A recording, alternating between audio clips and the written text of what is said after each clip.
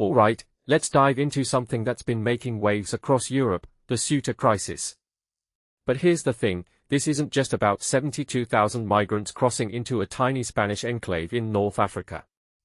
No, this is about the deep cracks in the EU's migration policy, the power plays between leaders, and the human cost of political posturing. So, let's break it down. First off, what makes this really interesting is how quickly the situation escalated. Thousands of people rushed into Ceuta, and within days, we're talking about a humanitarian crisis, with over 80 deaths. Personally, I think what's often missed in these headlines is the sheer desperation driving people to take such risks. Swimming around border fences? Being trampled in a stampede?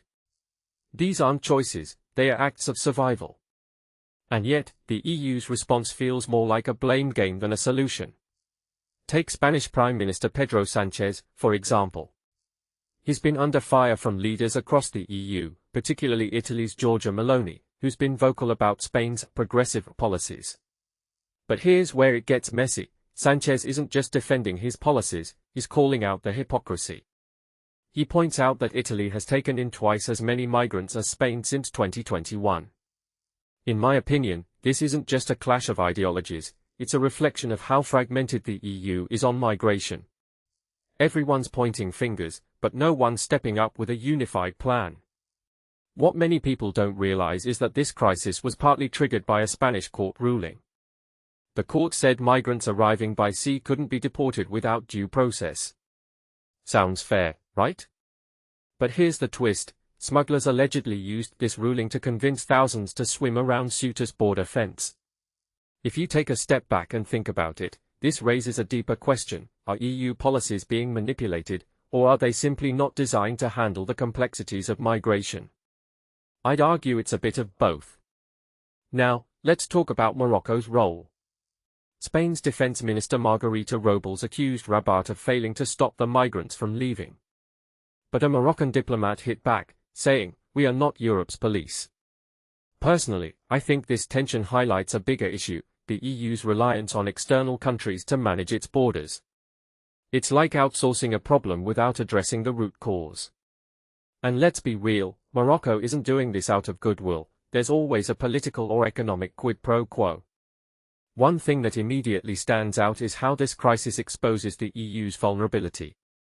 Alicia Garcia Herrero, an economist, called it a massive weakness. And she's not wrong. With security threats from Russia, economic tensions with China, and now this, the EU looks divided and reactive. In my opinion, this isn't just about migration, it's about the EU's ability to handle crises collectively. Right now, they are failing that test. But here's the bigger picture, migration isn't going away. Frontex data shows that while crossings have dropped since 2015, the underlying issues remain. Ceuta is just the latest flashpoint. What this really suggests is that the EU's migration policies are reactive, not proactive. They are designed to deter, not to address why people are fleeing in the first place. Personally, I think that's a recipe for more crises down the line. So, where do we go from here?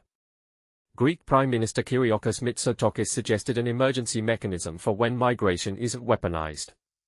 It's an interesting idea, but it feels like a band-aid on a bullet wound. The real question is, can the EU move beyond blame and build a system that's both humane and effective? In my opinion, that's the only way forward. But given the current divisions, I'm not holding my breath. What do you think? Is the EU's migration policy broken beyond repair, or is there still hope for a unified approach? Let me know in the comments. And if you found this analysis insightful, don't forget to like, share, and subscribe for more deep dives into global issues. Thanks for watching.